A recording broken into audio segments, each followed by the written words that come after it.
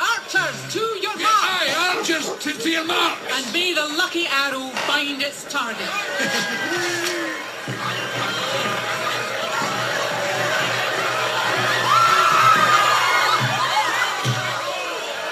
Aye, get on with it!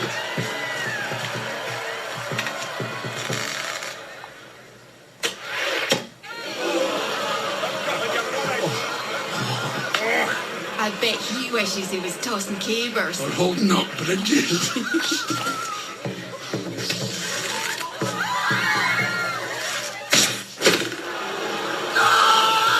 At least you hit the target, sir! Oh, that's attractive. Good arm. And such lovely flowing locks. Fergus. What?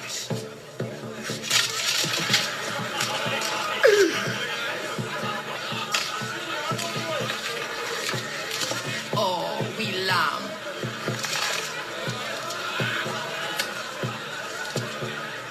Oh, come on! Shoot, boy! Well done, lad! Well done! Feast your eyes! Backside on dinner! Well, that's just grand now, isn't it? Guess who's coming to dinner? Oh, by the way, hope you don't mind being called Lady Dick.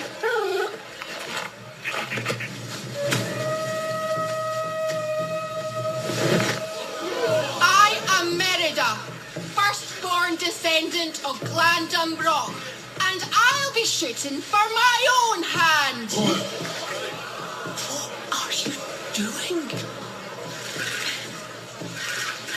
Merida! Curse this dress!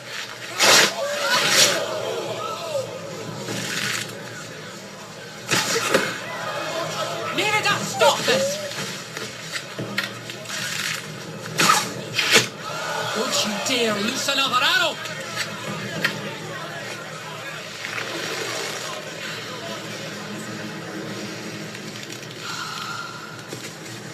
Merida, I forbid it!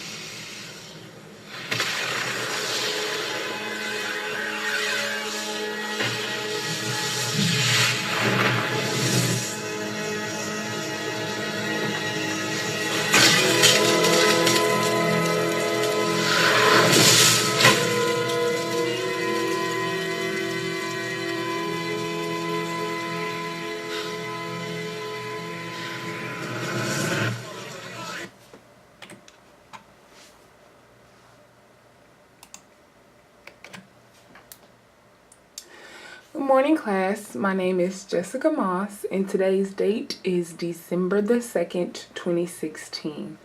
I'm presenting for the Henderson State University Sports Administration graduation program. HPR 6713, Social Dimensions of Sport and Physical Activity is the class, and Dr. Moser is the instructor in the fall 2016 semester.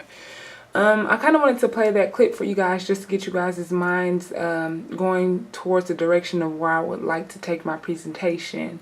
As depicted in the movie Brave, there was the sport of archery being played, and I feel like that was just kind of something to, like I said, get you guys' mind flowing in the direction I would like to take my presentation. And if we sit back, I'll be able to present to you the sport of archery. So a couple of key points before I move on into my presentation. I would like to discuss the history of archery, the equipment used, the targets, and the recreational purposes behind the sport. So let's move on. So the history of archery, my first point. Archery is the practice, sport, or skill of shooting with a bow to propel an arrow at a specific target. It's considered to be one of the oldest sports known to man in the world, and another name for an archer is called a toxophiliite. The word archery derives from the Latin term arcus, meaning bow and arrows. So just to get more in depth into it, archery is one of the most ancient sports, like I said, known to man. The bow and arrow were developed shortly after Adam and Eve were driven from the Garden of Eden, which is said to believe to be about around 4000 BC.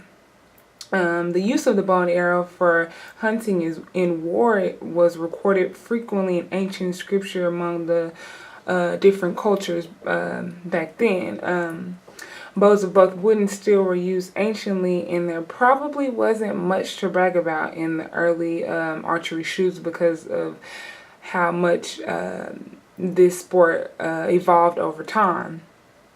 While an arrow can be launched by a bow with a greater speed than a missile can be thrown, we see sometimes depicted in Western movies how greatly exaggerated the skill of the Native American bowmen were when they were hunting, based much more on the skill ability than tracking or the marksmanship of the actual target. I know there are many contests, more than about 3,000 years ago, that I read about, that took place in China, but it also said that the Egyptian pharaohs and the Roman emperors often demonstrated their skill a lot with the bow, and that the soldiers probably had the more informal competitions of some sort that most likely linked with the compulsory target practice, or as like depicted here in the picture, how some of the Egyptians would, you know, use different posts and things to aim at for competition. So moving on a little bit more into in depth with the history continued, the earliest arrow board heads were discovered by archaeologists in South America, and it said that it thought to be around 71,000 years old. And it's also believed that, like I said back in my earlier slide, that the Egyptians were the first one to build bows back in 2800 BC.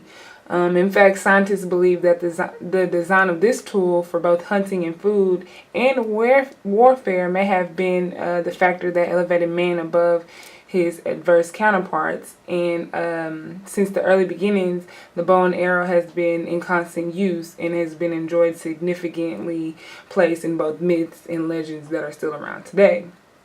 I noticed within doing my research, I found things like Odysseus used it, William Tell, even Genghis Khan, as he was being, you know, more of an experienced archer on horseback and understood the power of the bow. But I went more into depth and I figured out that Robin Hood, and I added a fun fact here, says that Robin Hood is splitting an arrow down the middle by shooting another one down the middle of that, and being called Robin Hood, kind of where we got this movie from, and it's where it was being derived. And I know back earlier within this semester, we kind of had this discussion on one of our discussion posts as a class as to where it's like, you know, we watch movies for, you know, fun, and we don't really pick up on things until, you know, we're actually asked to sit down and dissect the things that we're looking for. And I know I've seen Robin Hood plenty of times, you know, in my childhood, and even like going back and researching things and finding out things about archery and going over the sport and the history of it, and just pulling, you know, this fun fact about archery, which being what a Robin Hood is. You know, I could go back and look at the movie now and be like, oh, well, you know, there's more of research topics in it that I didn't even notice. So I just kind of thought that was something cool to add onto my presentation, in which what Robin Hood is, and it's splitting an arrow down the middle by shooting another one into the middle of that. So I thought that was pretty cool to go along with the history of archery. So moving on to my next slide, which would be the equipment used in the sport of archery. There's different types of bows, types of arrows, and types of fletchings. We can go over each at a time. So let's start with the bows. So the type of bows, pretty much a bow is just a long, flexible staff, and there's a shorter string that is attached to the staff's two ends, causing it to be able to bend. And a lot of the bows were often made from wood, and the ends were tipped with like animal horns and things like that. But the bowstring was actually made out of sheep intestines, which I thought was pretty cool.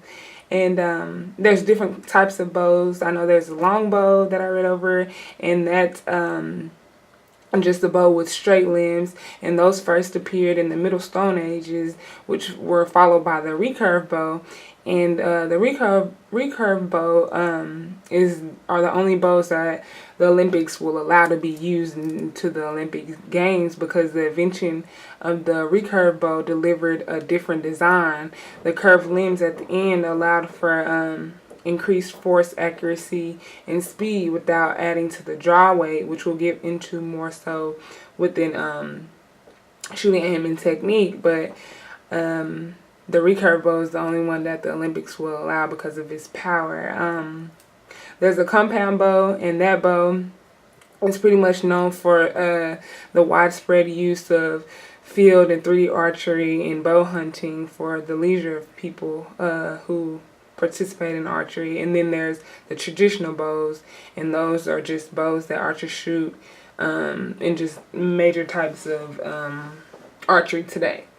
Moving on to arrows, there's different types of arrows, and an arrow is just a shaft with a feather type vein near one end, and when it's notched onto the bow, a pointed head is at the other end. And historically, arrows were made of wood from a variety of different trees, like a cherry, ash, a cedar, or oak, or a hickory tree. But like the bow, like I said, the materials used to make the arrows have also evolved over time, and now arrows include things like glass and metal at the end. And the arrow's progression was helped to evolve by a guy named James Easton, and he began manufacturing bows out of aluminum instead of wood in the year 1936. And I know this year transformed the trajectory in arrow manufacturing, and it marked a significant innovation in materials used for arrow production. And like I said, in today's arrows, they're more so made out of aluminum and carbon for strength and agility and speed, and we can thank James Easton for that. Moving on to the types of fletchings, and I didn't know actually what this thing was called, but I knew what it was, and it's just known as the flight or the feather at the back of the arrow. And it's aerodynamic stabilization of the arrow or the dart with the materials such as fletchers, these things on the back. Each piece is reserved and named fletch. So the little feather thing or anything that you see at the back of a dart or an arrow, that is called a fletch, and it's referred to as fletching.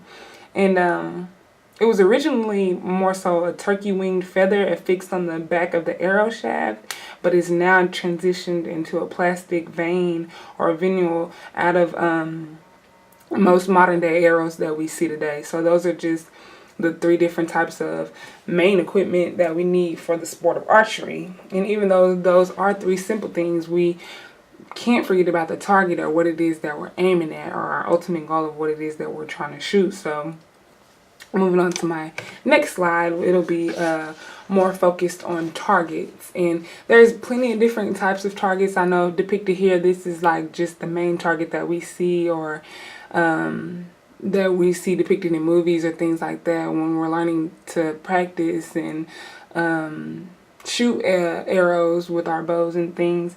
But I just want to go over some of the shooting techniques and form, the aiming method, and the intrinsic shooting, to let you guys know that this isn't the only thing that you can use to practice or to shoot at. So just moving along, these are just kind of some of the basic archery steps to gain the most success. Sorry, I'm trying to focus. I know the wording here might be a little too small for you guys to see, but I'll be able to post the PowerPoint for you guys to go back and read over anything on here if you would like. But just the main steps, there are 11 of them, and I'll go into detail. But 1 through 11, it's the stance, the knock, the draw handset, the bow handset, the pre-draw, the draw, the anchor, the aim, the shot setup, the release, the follow through, and the reflect. And pretty much just I'm going over the shooting technique and form. just the standard convention on teaching archery is to hold the bow depending upon the eye dominance. This is how I learned. And basically I'm just saying, like, therefore, if you're right eye dominant, you would hold the bow in the left hand and draw the string with the right hand. But vice versa, if you're left eye dominant, you will hold the bow with the right hand and draw the string with the left hand. But you know, everybody's not acceptable and agreement with this line, because everybody has their own way of learning. That's just the way that I was taught and how I think when I participate in the sport of archery. But a smoother and more fluid release of the string will produce the most consistently repeatable shots, and therefore may provide greater accuracy of the arrow flight. I know some people believe that the hand with the greatest dexterity should therefore be the hand that draws and releases the string, and either eye can be used for aiming, and even the less dominant eye can be trained over time to become more effective for use.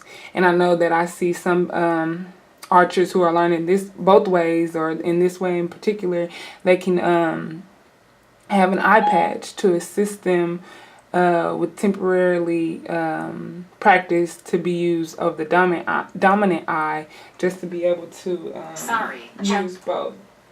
Excuse me. The hand that holds the bow is referred to as the bow hand, and its arm is the bow arm. The opposite hand is called the drawing hand or the string hand. And just to keep going along the lines, a bow shoulder and a string elbow follow the same conviction as the arm or the drawing hand. So if you're shooting according to eye dominance like I do, the right eye dominant archer shooting conventionally hold the bow with their left hand, and if shooting according to hand dexterity, the archer draws the string with the hand that possesses the greatest dexterity regardless of the eye dominance. And that's just if you're right-handed, like I said, you would go with the right hand held, and the bow will be held in the left hand and the drawstring with the right hand, and vice versa with the left eye dominant people, or whichever stance you would like to take. Just to move on here, like I said, there's different types of stance, pre-draw, draw, anchor, aim, release forms, and determining whether you're eye dominant when you're left or your right eye. But more so moving along to the form, to shoot an arrow, an archer first assumes the correct stance. So the body should be at or nearly perpendicular to the target and to the shooting line, with the feet placed shoulder width apart. You don't want to be your stance too far wide where you don't have a great balance, or too close together where if you pull the bowstring back, you'll fall or you'll be unstable in order to shoot. So as an archer progresses from beginner to more advanced level, other stances such as an open stance or closed stance may be useful. But like I said, some people just stick to the stance that they know, and that might just be neutral, which is shoulder width apart. And just depending on how advanced you get at it, you can move wider or closer for your comfort. Each archer just has their particular preference, and that's typically fine, but mostly this term just indicates that the leg's fullest from the shooting line is half to a whole foot length from the other foot on the ground, just for your balancing purposes. To load the bow, you want to point it towards the ground just for safety purposes, but you want to tip it slightly clockwise, vertical, and this is just for the right hand dominant shooter, because I am right hand dominant. And the shaft of the arrow is placed on the arrow's rest or shelf. And the back of the arrow is going to be attached to the bowstring with the nock, and that's just the small locking groove located at the end of the arrow. And this step is called knocking the arrow, and that's just step 2 here. And typically the arrows with 3 vanes should be pointed such that the single vein or the clock feather or the fletching, the thing at the back, the little feather at the back, is pointing away from the bow to improve the clearance of the arrow as it passes along the arrow rest. The bowstring and the arrow are held with 3 fingers or with mechanical arrow release. I know most commonly for finger shooters, the index finger is placed above the arrow and next to the 2 fingers below. But although several other techniques have their differences around the world and their different preferences, which involve the 3 fingers below the arrow or an arrow pinching technique, that's when we move into the intrinsic shooting, and that technique basically just skews sights and is often preferred by traditional archers and the shooters of like longbows or recurves of the people in the Olympics. They like to use this technique, and they either split the finger or 3 fingers under the case, and the string is usually placed in the first or the second joint of someone else's pad or finger on the bow. So these are just pretty much the basic techniques and forms and the aim methods for shooting. And like I said, I know these archery basics on the right hand side depicted here are kind of small, so I will post this PowerPoint for you guys to see. But that's just a little bit more into depth of the shooting techniques at the targets. Moving on to my recreational purposes slide and my last point within this presentation. I know there are different types of forms of archery that are used in today's time and even times before. And I know hunting is the most known and the most popular one, but there's different types of competitive archery today known to man. And competitive archery is just, you know, and it involves shooting arrows at a target for accuracy from a set distance or more than one distances. And I know different types of those competitive archery fields will be field archery, flight archery, and clout shooting. And these 3 are just like I said, a form of competitive archery. They just have their different rules and different stances, different scoring ranges, and things like that. So it just pretty much, what you would like to do at your leisure, if that includes hunting or anything competitive wise or just anything for fun.